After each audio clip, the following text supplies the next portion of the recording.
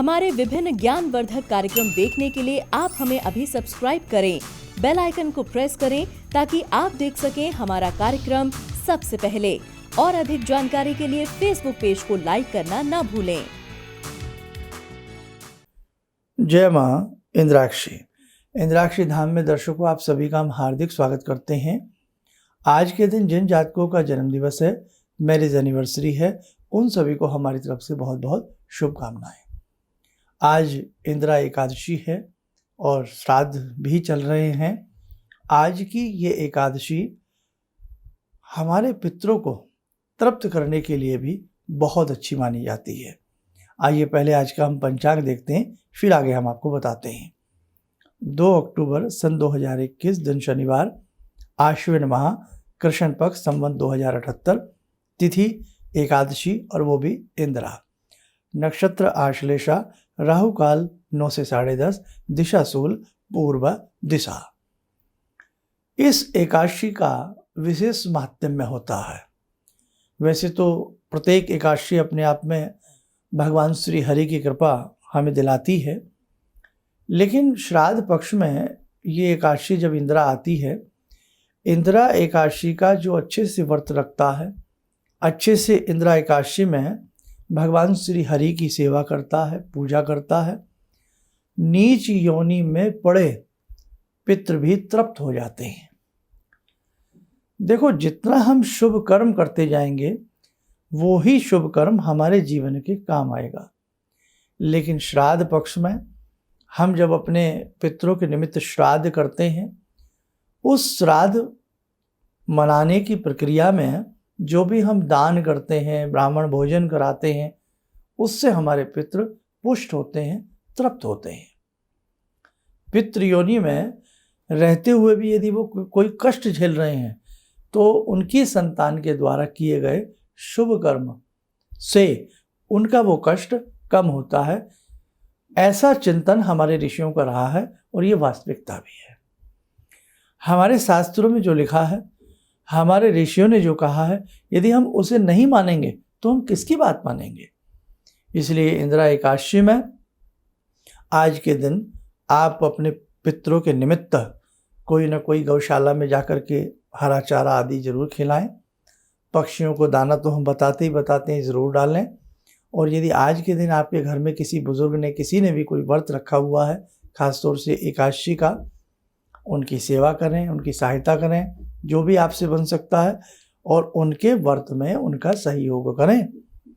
बहुत लोग उपहास करने लगते हैं अपने घर में ही अपने बुजुर्गों का, अरे माता जी, अरे अम्मा जी, अरे काकी जी, आपका तो रोज का काम है। अरे भाई, किसके लिए वो व्रत रखती हैं? वो आपके लिए रखती हैं। ख़ास तौर से महिलाएं, हमने देखा है हमारी माताएं, बहनें एकादशी का व्रत पुरुषों की अपेक्षा अधिक रखती हैं। हालांकि पुरुष भी रखते हैं, ऐसी बात नहीं है। तो इंदिरा एकादशी में किया गया जप, इंदिरा एकादशी में किया गया दान, इंदिरा एकादशी में की गई किसी भी प्रकार की श्री हरि की पूजा हमारे पितरों को तृप्त करती है, हमारे पितरों को नीच योनि में पड़े हुए एक तरह से उनका उद्धार कराती है। दूसरी बात, आज दिन में चलते फिरते, उठते बैठते श्री हरि का चिंतन करते रहें, श्री हरि को पुकारते रहें, भगवान का नाम लेते रहें। जितना भी आपसे अच्छे से अच्छा बन पड़े, आप अपना कर्म अच्छे से ही करना, आपको उसका बहुत शुभ फल की प्राप्ति होगी। तो बस इंदिरा एकादशी पे मुझे आपसे यही कहना था कि इस एकादशी में जो भी आप दान पुण्य करते हैं, व्रत आदि रखते हैं, उसका आपको तो लाभ मिलता ही मिलता है, आपके साथ साथ आपके पितृ भी तृप्त होते हैं। तो आइए मेरे साधकों, श्री हरि बोलते हुए आज की ध्यान साधना में जुड़ते हैं भगवान श्री हरि से। ओम करारविंदे न पदारविंदम मुखारविंदे विनिवेशयन्तं वटस्य पत्रस्य पुटे शयानं बालामुकुन्दं मनसा स्मरामि, बालामुकुन्दं मनसा स्मरामि।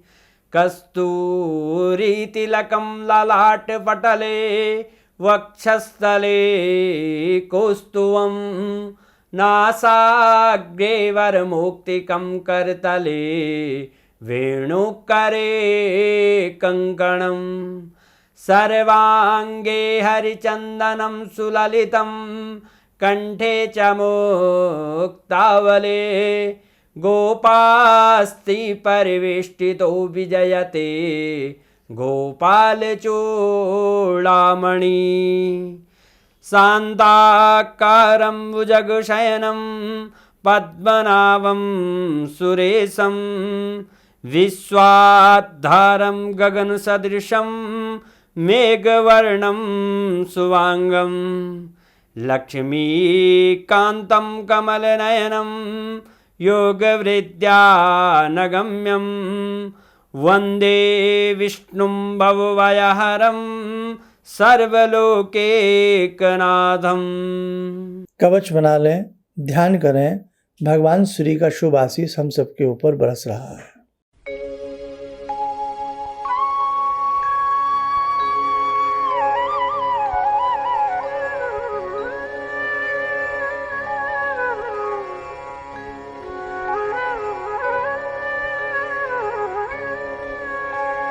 ओम बोलते हुए नेत्र खोलें, सामान्य हो जाए।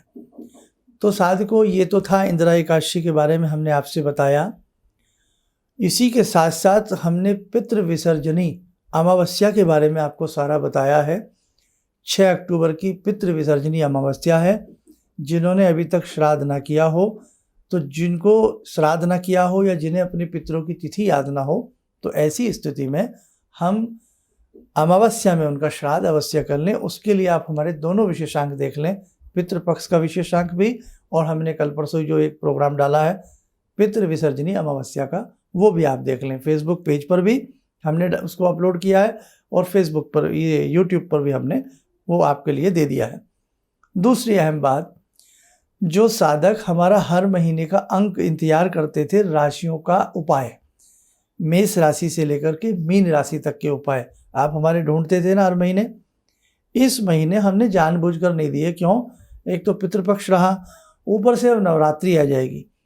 जिस घर में अच्छे से पितृपक्ष मनाया जाता हो, पितरों के निमित्त कुछ दान आदि दिया जाता हो, वहाँ आपके ग्रह आपका कुछ नहीं बिगाड़ सकते। और इससे भी बड़ी बात सुन लीजिए, जिस घर में भगवती को बिठाया जाता हो, भगवती के मंत्रों का उच्चारण होता हो, भगवती की साधना की जाती हो, वहाँ राहु केतु इकट्ठे हो जाएं, आपका कुछ नहीं बिगाड़ सकते।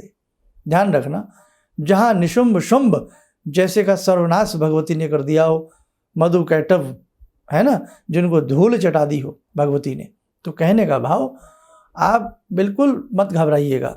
जो भगवती के उपासक होते हैं, है ना, योग निद्रा में सुला देती हैं विष्णु जी को भी भगवती। जब कैसे ब्रह्मा जी ने भगवती की स्तुति की और मधु कैटव का कैसे, सारी चीज़ें आपने सुनी होंगी। तो कहने का भाव, निशुंभ शुंभ मर्दनी प्रचंड मुंड खंडनी बने ऋणे प्रकाशनी भजामी विंध्यवासिनी। जिसके घर में भगवती के किसी भी रूप का पूजा होता हो, भगवती के किसी भी मंत्र की सेवा साधना होती हो, वहाँ उसे नवग्रहों से कदापि घबराने की आवश्यकता नहीं है।